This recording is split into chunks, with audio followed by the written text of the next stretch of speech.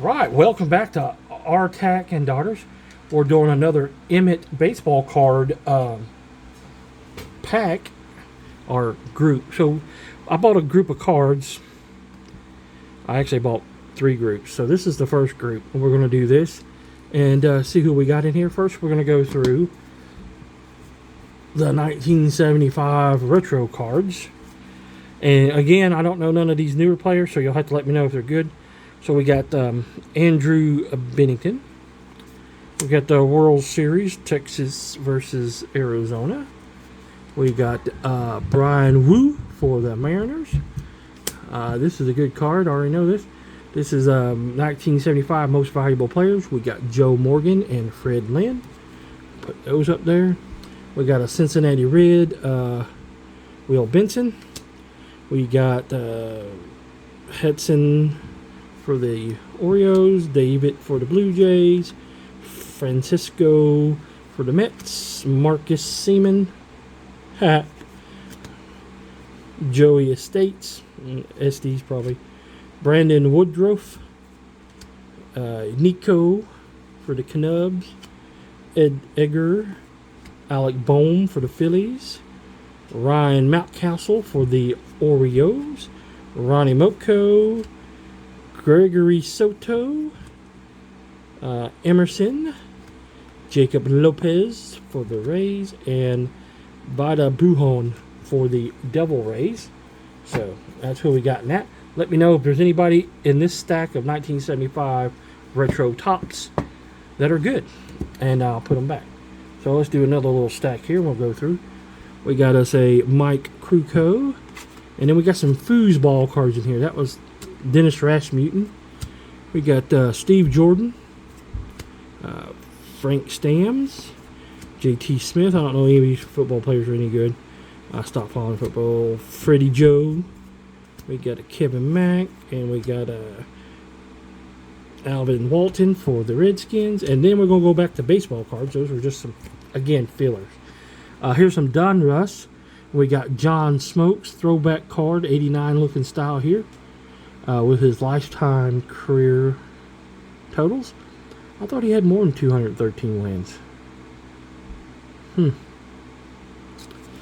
then we got us a rated rookie for Donruss here, Diego. And we got us another rated rookie, Mr. Perez. I don't know who he is. We got us a Ken Griffey Jr. in the Mariners for 1989.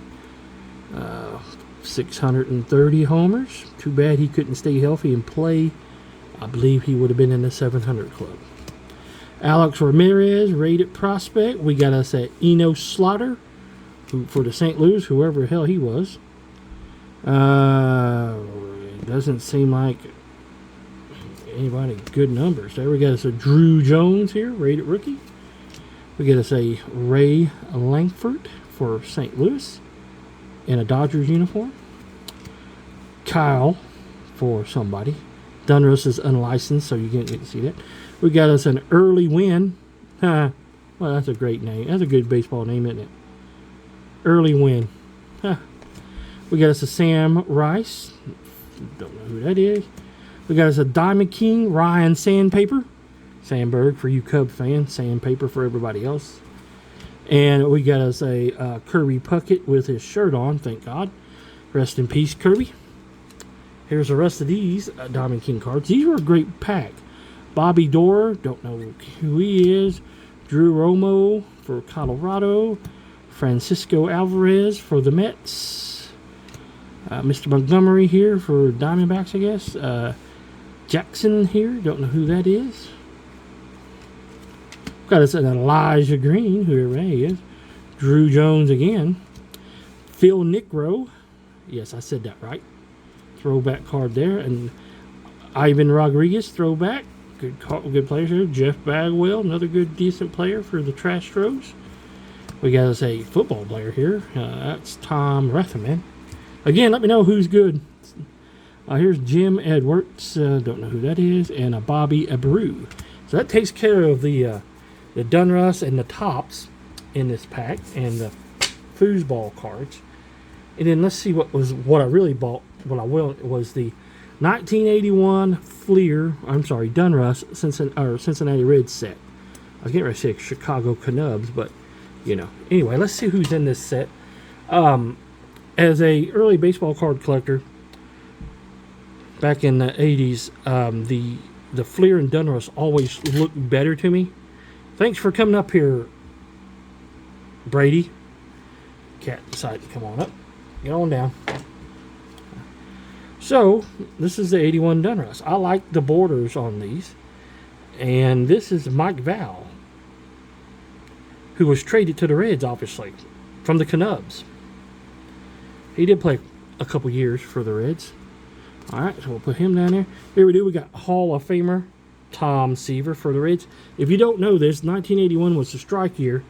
The Reds had the best record in baseball, but did not get to go to the playoffs because they finished second place before the strike and after the strike, which is a bunch of crap. They won the division, and they should have got to play, and they probably would have went to the 81 World Series, which pisses me off. But we'll put good old Tom Seaver up there. Cheated him out of another World Series. We got Junior Kennedy, infielder. There we go. We got Tom Seaver again for the Reds. They did 2 cards in 81. Ron Oyster, he got to start playing with the Big Red Machine and actually got to the 1990 World Series with them. We got Charlie Lee Brandt, and God, he played for about everybody. Look how young he was. He only looked like he's about 45. We got Cesar Geronimo, good player for the Reds, Big Red Machine guy. Harry Spillman, Paul Householder, sorry. He played for the Reds for a couple years, not that good. Joe Nolan as a catcher, could not replace Johnny Bench. Dan Dressing, part of the Big Red Machine. Dave Collins, again, for a decent ball player. Later on, in 1986, him and Eric Davis got into it. Ken Griffey Sr., again, part of the Big Red Machine, good player. Mike LaCrosse as a pitcher. Johnny Bench, all-star catcher, arguably the most the best catcher of all, arguably the best catcher of all time, and a Hall of Famer. We're going to go back to this card here in a minute. And George Foster, boy, part of the Big Red Machine, could not survive the 86 season with the Mets. They still gave him a World Series ring, so technically he's got 3 World Series rings. George Foster, good player. Doug Bear, pitcher that didn't work out. Mario Soto, is this his rookie card? He had 4 saves at this time. 10, 8. Now it's like his second year. Again, he would become a workhorse. If he would have stayed healthy, he would have been an ace pitcher for sure. He just could not stay healthy. Good player. Here's Johnny Bench's second card in 1981.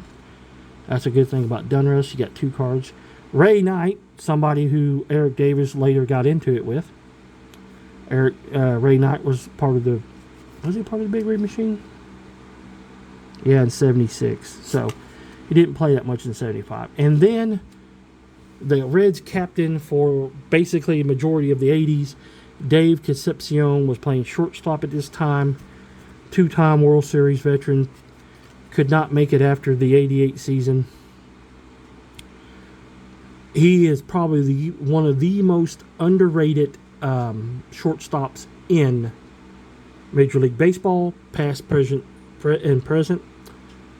His numbers are just as good. I know a lot of people will hate this, as Ozzie Smith. He should be in the Hall of Fame. Think about this for a moment. This guy played across from Joe Morgan, Hall of Fame second baseman.